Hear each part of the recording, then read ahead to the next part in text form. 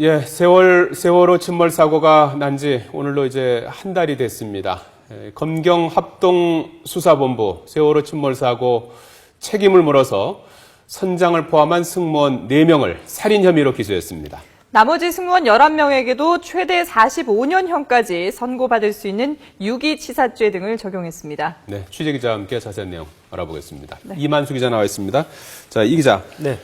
오늘 검경 합동수사본부가 이제 침몰 사고 발생 한 달 만에 중간 수사 결과 발표를 했어요. 이게 오늘 비공개로 진행이 됐다면서요? 왜 공개를 안 하고 비공개로 했죠? 네, 궁금하신 분들 많으실 텐데요. 예. 검찰, 그러니까 합동수사본부에서는 오늘 그 발표 내용을 사실은 중간 수사 결과 발표라고는 한 번도 한 적이 없습니다. 그리고 예. 사실 기자들에게도 오늘 하는 거는 중간 수사 결과 발표가 아니고, 네. 왜냐면 이제 이 형사소송법상에 보면은 어떤 피의자의 신병을 구속을 하면은 예. 일정 기간이 되면은 그 기소를 해야 됩니다. 그러니까 네. 재판에 네. 넘겨야 네. 되는데 그 한도가 30일이거든요. 예. 그래서 이제 오늘 기소를 해야 되는 시점이 왔기 그렇군요. 때문에 기소를 하면서 한 달 동안의 어떤 수사 결과에 대해서 다시 한번 정리를 하는 기소된 자리가 내용을 좀 설명한 거군요. 그렇죠. 그렇게 보시는 게 나을 것 같습니다. 예. 예. 그럼 기소된 사람을 이제 좀 살펴보면 네네. 일단 살인죄가 적용된 사람이 4명이죠? 네, 그렇습니다. 모두 4명입니다. 선장 이준석 씨, 그리고 1등 항해사, 2등 항해사, 그리고 기관장. 이렇게 네. 4명에 대해서는 살인죄가 적용이 됐습니다. 네. 그 살인죄가 적용된 이유는 그 다소 어떤 지배적인 위치에 있었다라고 검찰이 설명을 했거든요. 네. 그러니까 뭐냐면은 당시 세월호의 안에 있으면서 승객들을 구호할 수 있는 가장 중요한 위치에 있으면서도 또 구조할 수 있으면서도 자기들의 의무를 다하지 않았고 이로 인해서 뭐 다들 알게 계시겠지만 너무나 많은 희생자가 발생을 했다. 이렇게 해서 네. 책임을 물은 거고요. 나머지 그 선박직 승무원 11명에 대해서도 유기치사죄, 그러니까 구조를 해야 되는데 그냥 두고서 나왔다. 이런 죄를 물어서 모두 다 재판에 넘겼습니다. 예, 예. 자, 그러니까 이제 충분히 승객들을 구할 수 있었는데도 불구하고 네. 자신들만 살기 위해서 이제 빠져나왔다. 이렇게 본 거군요. 네, 그렇습니다. 저희가 뭐 여러 차례 사고 초기에 그리고 또 한 번 그 해양경찰이 예. 사고 당시 영상을 공개를 했었는데요. 네. 당시 영상을 보더라도 그 선박직 승무원들이 승객들은 세월호 안에 갇혀있는 승객들은 그대로 둔 채 세월호를 빠져나오는 모습을 확인할 수 있었는데요. 예. 당시 승무원들의 탈출 상황, 이승훈 기자가 다시 한번 정리해봤습니다. 해경의 구명정이 세월호에 접근한 시각은 오전 9시 30분쯤. 해경은 선미에 사람들이 있는 걸 확인하고 구명 보트를 내려 서둘러 선미로 이동합니다. 자연 한미 쪽 거기 사람이 보여가지고 저희 단정이 최초로 가서 먼저 구한 것입니다. 해경이 가장 먼저 구한 사람은 다름 아닌 푸른 옷을 입고 있는 기관사들입니다. 이들은 조타실에서 진도 BTS와 마지막 교신을 하기도 전에 이미 기관실을 빠져나와 대기하고 있었습니다. 9시 45분, 이번에는 해경단정이 브릿지 부근에 도착합니다. 안전줄이 연결되자마자 제일 먼저 조타실을 나온 건 속옷바람의 이준석 선장입니다. 구조선에 올라서자 선원 한 사람이 해경의 손에서 서둘러 선장을 떼어냅니다. 이어 설치된 안전줄을 잡고 배와 승객을 포기한 선원들이 하나둘 조타실을 빠져나옵니다. 선장과 선박직 선원이 구조대의 도착에 맞춰 가장 먼저 탈출한 걸 보면 진도 BTS와 교신하면서 구조대의 동선을 파악하고 미리 탈출을 준비한 걸로 보입니다.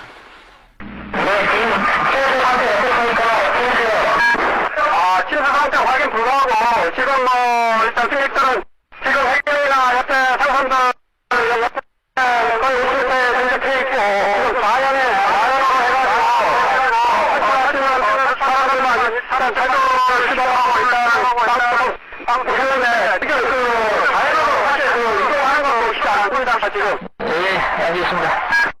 한 60도 정도 자연으로만 기울어 있는 상태고 지금 항공기까지 다 떴습니다, 헬기랑. 선생님과 학생들이 냉정을 유지하며 직원의 탈출 지시를 기다리는 시간. 선장과 직원들은 승객을 포기한 채 배를 떠나고 있었습니다. YTN 이승훈입니다. 네. 예. 근데 이 선장하고 1등 항해사 그리고 2등 항해사에게는 살인죄 외에 또 다른 혐의도 같이 적용이 됐죠? 네, 그렇습니다. 그 선장과 그 살인죄가 적용된 예. 4명에게는 살인죄뿐만이 아니라 살인 미수 혐의도 적용이 됐고요. 왜냐하면은 그 실제 살아서 나온 그 구조자들에게도 실제 어떻게 보면은 그때 구조가 안 됐다면 목숨을 피해자가 잃었을 될 수도 수 있었기 있는, 네. 때문에 살인 미수 혐의 등이 추가가 됐고요. 네. 또 그 나머지 승객 11명 등에게도 유기치사 그리고 또 다친 사람이 있기 때문에 유기치상 혐의도 적용이 됐습니다. 그리고 이제 선장 등 4명에게 이제 살인죄 앞에 부작위라는 설명이 들어가 있어요. 앞서 이제 김경진 변호사도 간단히 설명을 해주셨는데 이 부작위에 의한 살인죄라는 게 어떤 건지 간단히 좀 말씀해 네, 주시겠습니까? 오늘 그 검찰도 사실 이 부분을 설명하는 데 있어서 상당한 시간을 할애를 했습니다. 왜냐하면은 뭐 일반 시청자분들도 그렇겠지만 일반 시민들에게는 낯선 용어거든요. 예. 근데 그렇죠. 사실 형법상에는 살인죄는 형법 250조에 하나밖에는 없습니다. 근데 이걸 이제 법리적으로 해석을 할 때 자기에 의한 살인죄냐 아니면은 부작위에 의한 살인죄냐 해서 이렇게 나뉘는 거거든요. 예. 그러니까 자기라는 거는 뭐냐면 일부러 행동을 하는 거고요. 네. 그 어떤 사람을 살해할 의도를 가지고서 살인을 저지르는 게 자기에 의한 살인죄를 보시면 될 것 네. 같고요. 부작위에 의한 살인죄는 말 그대로 안일 부자가 자기 앞에 붙는 겁니다. 예. 그러니까 구체적으로 어떤 행동을 하지 않음으로 인해서 어떤 사람을 목숨을 잃게 만드는 행위를 부작위에 의한 살인죄를 보시면 될 것 같습니다. 예. 그러니까 이번 같은 경우에는 선장과 그 항해사들은 마땅히 세월호에 갇혀있는 승무원들을 그 승객들을 구조해야 되는 의무가 있는 거잖아요. 네. 그런데 또 구조할 수 있는 상황이었음에도 불구하고 그 구조 행위를 하지 않음으로 인해서 승객과 일부 일반 시민들 그리고 또 승무원들을 숨지게 했다. 이렇게 판단을 해서 부작위에 의한 살인죄를 적용을 한 겁니다. 예. 근데 사실 이 적용을 할 수 있느냐 없느냐를 놓고도 네네. 또 이게 논란이 있었던 것 같더라고요. 네, 그렇습니다. 그 검찰이 그래서 이제 단계적으로 좀 설명을 했는데요. 네. 일단은 그 4명에 대해서는 구호 의무가 당연히 있는 것이고, 왜냐면은 그 조직표 그리고 또 어떤 비상 상황에서의 의무가 다 명시가 되어 있습니다. 예. 그 운항 관리 규정 등을 보면은 당연히 그렇기 때문에 구호 의무가 당연히 있고, 또 당시 상황을 보면은 선장이나 그 4명, 그러니까 항해사들은 퇴선 명령을 충분히 내릴 수 있는 상황이었다고 해요. 예. 그리고 만약에 퇴선 명령만 내려졌다면은 당시에 주위에 어선이나 또 해양경찰 경비정 등이 이미 상당히 와 있었거든요. 네. 퇴선 명령만 제대로 내려졌다면은 승객들이 바다로 뛰어들든가 그 세월호 밖으로 나와서 충분히 대피를 할 수 있었다는 겁니다. 네. 그런데 이제 저희가 뭐 사건 초기부터 계속 전해드렸지만 그 진도 관제센터와 세월호와 교신 내용을 보면은 뭐 방송을 할 수 없었다. 예. 이런 내용이 나오거든요. 근데 그런 상황을 봤을 때 그것은 명백한 거짓말로 검찰은 보고 있는 겁니다.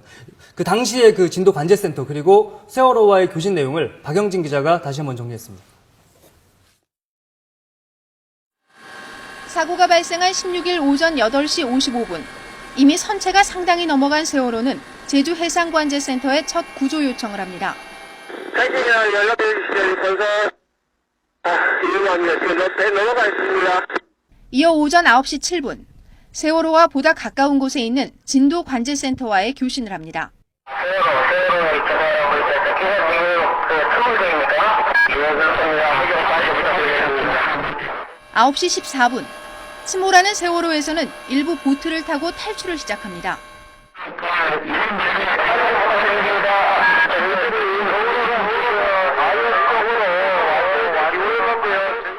같은 시간 관제센터가 세월호의 승객 탈출 여부를 묻자 탈출이 불가능하다는 절망적인 답변이 들려옵니다.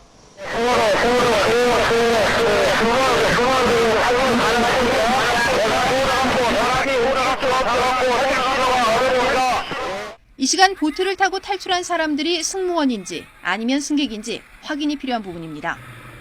이어 9시 23분, 관제센터는 승객들의 구명동의 착용을 지시하지만 세월호는 이미 방송이 불가능하다고 답합니다.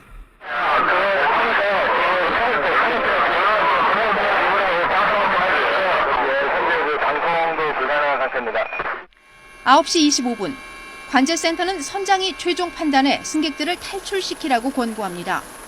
하지만 세월호는 탈출시켰다는 보고는 없이 구조가 가능하냐고만 되물으며 시간은 흘러갑니다.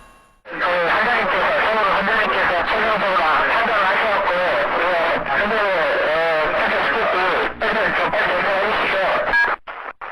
그게 아니고 지금 탈출하면 바로 구조를 하는 게 30분이 지나서야 일부는 탈출을 시도하고 있다는 소식을 전해옵니다. 지금 해경이나 옆에 상선들 거의 50대 전적해 있고 지금 4년에 해가지고 사람들만 일단 탈출을 시도하고 있다는 오전 9시 37분. 이미 60도 이상 선체가 기울어졌다는 교신을 끝으로 세월호는 더 이상 응답이 없습니다.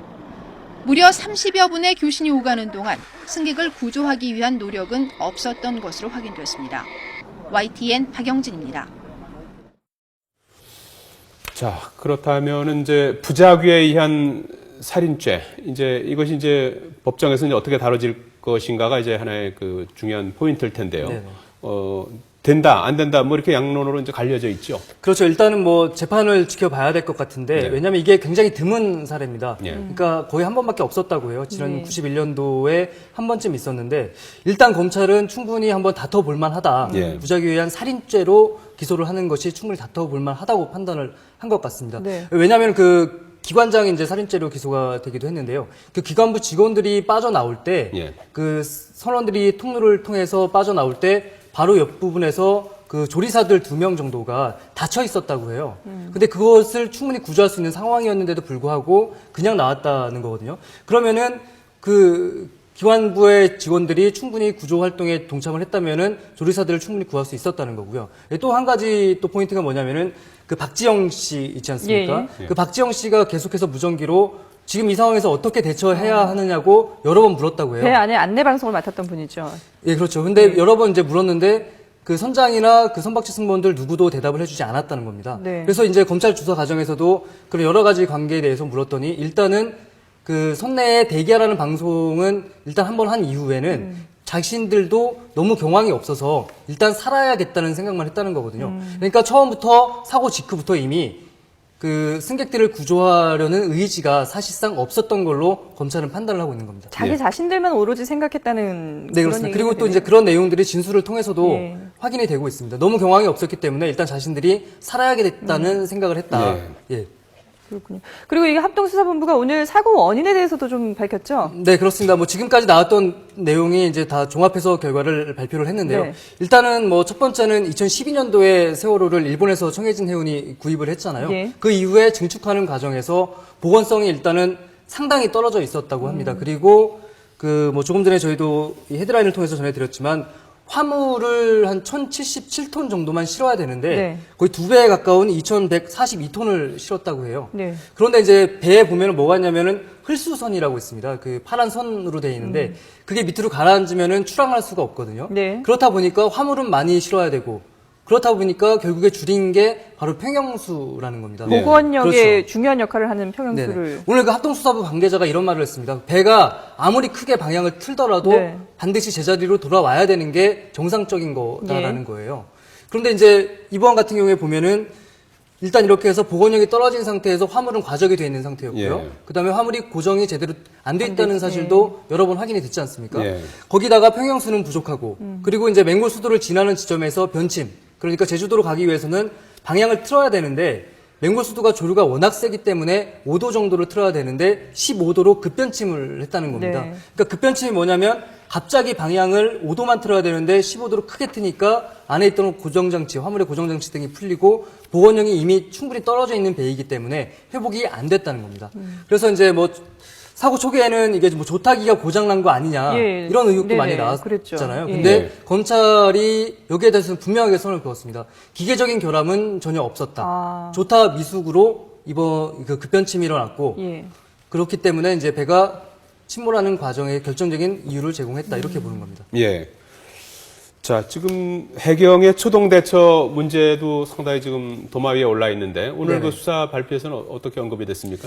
글쎄요, 그 일단 뭐 합동수사본부 관계자가 해양 경찰을 직접 수사하겠다라는 말을 직접적으로 하지는 않았습니다. 다만 기자들이 구조 과정이나 이런 부분에 있어서는 어떻게 할 것이냐라고 물었는데 네. 그 부분에 대해서도 한 점 의혹을 남기지 않기 위해서 그 면밀히 수사를 하겠다 이렇게 얘기를 했습니다. 그렇다면 구조 과정에서 뭐 여러 가지 의혹이 나오잖아요. 처음에 해양 경찰이 그 사고 해역에 갔을 때 안에 그 배에 올라타서 그 선원들을 구조할 게 아니라 빨리 퇴선하라고 지시만 제대로 내렸다면 혹은 그 급박한 상황이었겠지만 네.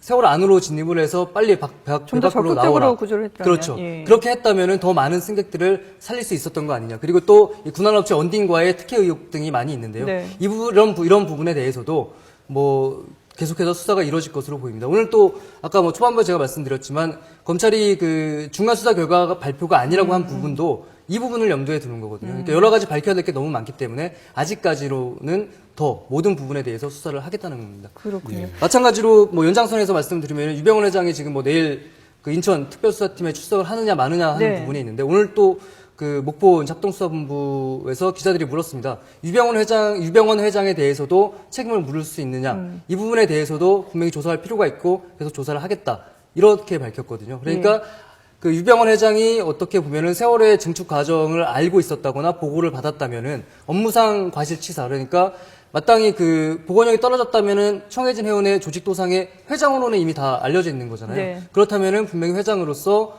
그 문제 해결을 지시를 해야 되는데 하지 않음으로 인해서 또 희생자가 늘어났다면은 유병원 회장도 충분히 처벌을 받을 수 있는 거 아니냐 이런 해석도 나오고 있습니다. 일가 비리뿐만이 아니라 이제 세월호 사고 그렇죠. 원인과 관련해서도 처벌받을 수 있다는 걸 네네. 한 거군요. 물론 뭐 일단 수사 결과를 좀 더 지켜봐야 네. 되겠지만 검찰은 유병원 회장에 대해서도 혐의를 적용하는 것을 배제하지는 않고 있다는 겁니다. 예. 그렇군요. 그리고 재판을 받는 장소도 좀 눈길을 끌던데요. 목포가 아닌 광주에서 받는 이유가 뭐죠? 네, 그렇습니다. 일단 목포지방법원이 목포지원이 굉장히 좀 작습니다. 그리고 형사 합의부 이제 징역 1년 이상의 형이 예상되는 경우에는 형사 단독 재판부가 아니라 형사 합의부에서 재판을 하게 되는데요. 네. 그 목포지원에는 형사 합의부가 하나밖에 없고요, 일단. 그리고 네. 이게 워낙에 너무 많은 희생자를 냈고 또 너무 안타까운 사건이어서 방청객들도 많고 증인들도 많고 네. 또 피의자들도 굉장히 많잖아요. 근데 목포 지원이 좀 작다고 합니다. 그래서 일단은 장소 문제가 거론이 됐었고요. 네. 그래서 좀 더 큰 그 광주지방법원에서 재판을 열기로 했고 그거는 뭐 그 일단 교도소를 이감을 하면은 피의자들의 현재 주소지가 광주가 되기 때문에 법적으로는 전혀 문제가 없다고 합니다. 그렇군요. 자, 이만수 기자와 함께 오늘 오전에 검경합동수사본부가 세월호 침몰 사고의 책임을 물어서 선장을 포함해 승무원 4명을 살인 혐의로 기소한 소식 알아봤습니다. 네, 고맙습니다. 감사합니다.